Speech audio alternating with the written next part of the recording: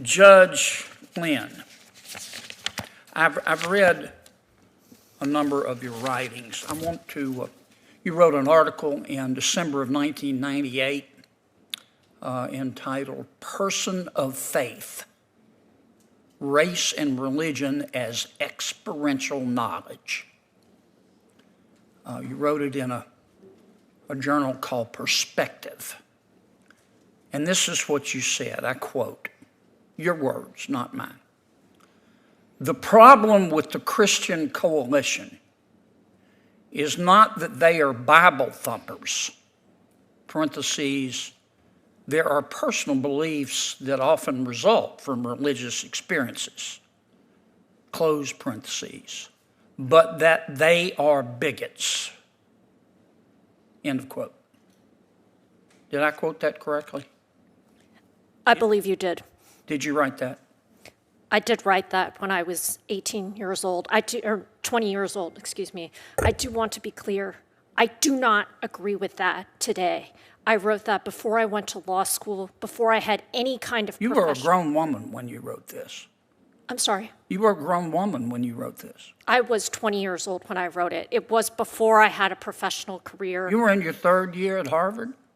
I was a senior at Harvard. I was a junior at Harvard. Junior. So you were 3/4 of the way through your Harvard education, and you wrote that. That is correct, Senator. It is Wow. 20 years before I became a judge. I do not agree with it today. I do want to be clear about that. Okay. Judge Simmons, let me just ask you a couple of questions. You finished law school in 2004? Yes, sir. All right. Have you ever tried a case in federal court? I have not seen there. Have you ever filed a brief in federal court? I have not practiced in federal court. My entire practice has been in the state court. Okay. Have you ever argued a motion in federal court? I have my entire practice of over 12 years as a prosecutor has been in state court, Senator. Okay. Have you ever, you serve as a state court judge, have you ever presided over a jury trial as a state court judge? In the 5 years that I've been on the Superior Court bench, I have been in a moving department, and now I'm the supervising judge. Have you ever tried a jury trial? As an attorney, I have tried. No, as a judge. As a judge, I have presided over court trials, not jury trials, sir. No, so the answer is no. I have not presided over jury trials as a judge. Have you, in the 5 years you've been on the state bench, have you ever written any opinions, issued any opinions? Well, sir, I've been in moving departments in the 5 years that I've been as a Superior Court judge. We don't issue written opinions in moving departments on the Superior Court. So the answer is no?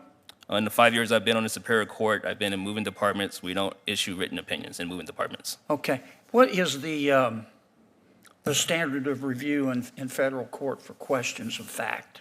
For questions of fact by the trial court, it is clear error, sir. Okay. What's the standard of review for questions of law? In the trial court level, it's de novo. Okay. What is the, what's the holding in Map v. Ohio? Map v. Ohio, since I've been practicing as a district attorney for the last 12 years, as well as a Superior Court judge over the last 5 years, I know what the holding is. It escapes me as I currently sit here, but okay. As a Superior... What's the Chevron doctrine? You'll see that a lot. Yes, Chevron deference refers to an administrative agency that's interpreting its own rule. It created a two-part step test.